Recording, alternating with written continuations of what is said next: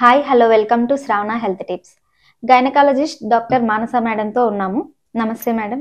నమస్కారం అండి. నేను డాక్టర్ మానస నెల్లుట్ల. ప్రస్తుతం నేను మైత్రిశ్రీ ఫర్టిలిటీ సెంటర్లో గైనకాలజిస్ట్గా వర్క్ చేస్తున్నాను. ఇర్రెగ్యులర్ పీరియడ్స్ అనేది ఎందుకు వస్తాయి మేడం? అంటే ఇర్రెగ్యులర్ అనే దానికి మనం డెఫినేషన్ ఏంటనేది చూసుకోవాలి. ఒకటి, టైంకి పీరియడ్స్ అనేవి కరెక్ట్ టైంకి వస్తున్నాయి కానీ లేట్గా రావటమా, 30 రోజులకి, 35 రోజులకి, 45 రోజులకి అలా రావటము, లేదా ఆ 30 రోజుల గ్యాప్ మధ్యలోనే హెవీగా రావటము, స్పాటింగ్ రావడమా, బ్లీడింగ్ రావటమా, అలా కూడా చూసుకోవాలి. దానికి మనం అనుకున్నట్టు రకరకాల కాజెస్ ఉంటాయి.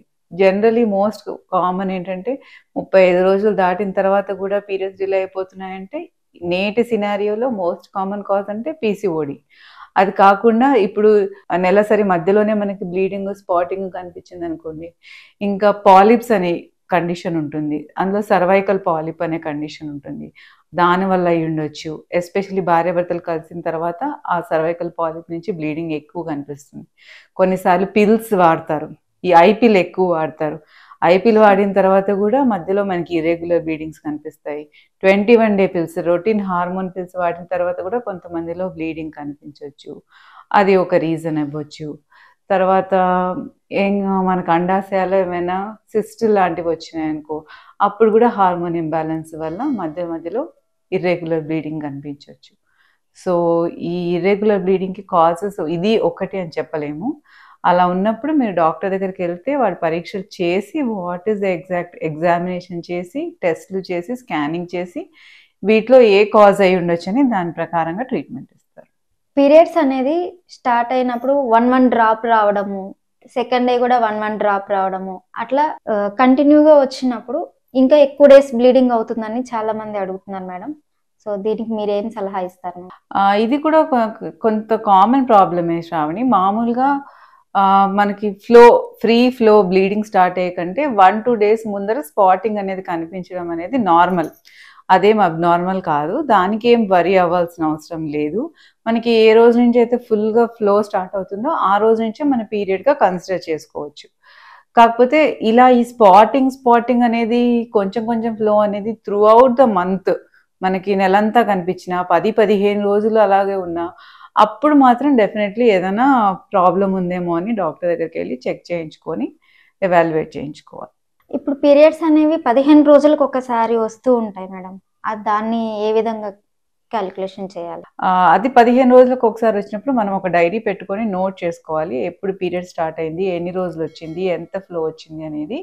అప్పుడు డాక్టర్ దగ్గరికి వెళ్తే వాళ్ళకి ఒక క్లియర్ ఐడియా వస్తుంది. దాన్ని బట్టి వాళ్ళు ఎవాల్యుయేట్ చేసి అవసరమైతే కొన్ని బ్లడ్ టెస్ట్లు చేసి, స్కానింగ్ చేసి చూసి చెప్తారు.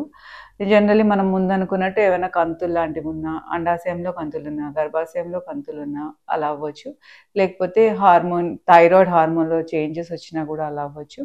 అవేమీ లేకుండా కూడా మనకి ఇలా ఇర్రెగ్యులర్ ఫ్రీక్వెంట్ పీరియడ్స్ వచ్చినాయనుకో, అప్పుడు దాన్ని abnormal uterine bleeding are dysfunctional uterine bleeding అంటారు. దానికి తగిన ట్రీట్మెంట్ ఆప్షన్స్ మన వయసుని బట్టి, హెల్త్ సిచ్యువేషన్ని బట్టి డాక్టర్స్ చెప్తారు. చిన్న వయసులోనే పీరియడ్స్ వస్తున్నాయి కదా మేడం. అంటే 9 సంవత్సరాల వాళ్ళకి, 10 సంవత్సరాల వాళ్ళకి ఫస్ట్ టైం పీరియడ్స్ వచ్చింది, నెక్స్ట్ టైం మళ్ళీ రావట్లేదు అంటే ఇంకా మళ్ళీ వచ్చే ఛాన్స్ ఉంటుందా? శ్రావణి, మనం అర్థం చేసుకోవాల్సింది ఏంటంటే ఫస్ట్ ఋతుక్రమం మొదలైన తర్వాత ఫస్ట్ 1-2 ఇయర్స్ అందులో చిన్న పిల్లలకు స్టార్ట్ అయినప్పుడు మన బాడీ ఒక సైకిల్లో సెట్ అవ్వాలంటే, ఒక రిథంలోకి, ఒక రెగ్యులర్ ప్యాటర్న్లోకి రావాలంటే కొంత సమయం పడుతుంది. అప్పుడు ఫస్ట్ పీరియడ్ ఇవాళ వచ్చి నెక్స్ట్ పీరియడ్ 3 months తర్వాత రావచ్చు, 6 months తర్వాత రావచ్చు, 1 month తర్వాతే రావచ్చు. అలా వచ్చినప్పుడు హెవీగా బ్లీడింగ్ అవ్వచ్చు, నార్మల్గా బ్లీడింగ్ అవ్వచ్చు. సో ఫస్ట్ 1-1.5 yearలో ఆ బ్లీడింగ్ ప్యాటర్న్స్ని బట్టి మనం భయపడొద్దు, కంగారు పడొద్దు. ఏమీ ప్రాబ్లం ఉండదు. మన శరీరం వాటికి అలవాటు పడడానికి కొంత సమయం పడుతుంది. అది ఒక సైకిల్లోకి రావడానికి కొంత టైం పడుతుంది అంతే. దీన్నే ప్యూబర్టల్ బ్లీడింగ్, ప్యూబర్టల్ మెనోరేజియా అని కూడా అంటారు. జస్ట్ మనం కరెక్ట్ ఫుడ్ ఇవ్వడము, వాళ్ళకి ఆ పౌష్టిక ఆహారం ఇవ్వడము, వాళ్ళకి రెగ్యులర్గా బాడీకి ఎక్సర్సైజ్ అందేలాగా చూడడము, అవన్నీ చేస్తే ఆ బాడీ సైకిల్ ప్యాటర్న్లో ఈజీగా సెట్ అయిపోతుంది. ఓకే, మీకు ఇంకా ఏమైనా అనుమానాలు ఉంటే, ఏమైనా డౌట్స్ ఉంటే ఒకసారి డాక్టర్ దగ్గర తీసుకెళ్ళి చెకప్ చేయించండి. వాళ్ళు చూసుకొని ఏమన్నా థైరాయిడ్ హార్మోన్ అలాంటివి ఏమన్నా ఉన్నాయా లేదా ప్రాబ్లమ్స్ చెక్ చేసి చూస్తారు. ఈ వీడియో కనుక మీకు నచ్చినట్లయితే please like, share and subscribe Shravana health tips. మీకు ఏమైనా డౌట్స్ ఉంటే కామెంట్ రూపంలో తెలియజేయండి. శ్రావణ హెల్త్ టిప్స్ వారిని కాంటాక్ట్ చేయాలి అంటే శ్రావణ హెల్త్ టిప్స్ @gmail.com కి మెయిల్ చేయండి. Thank you.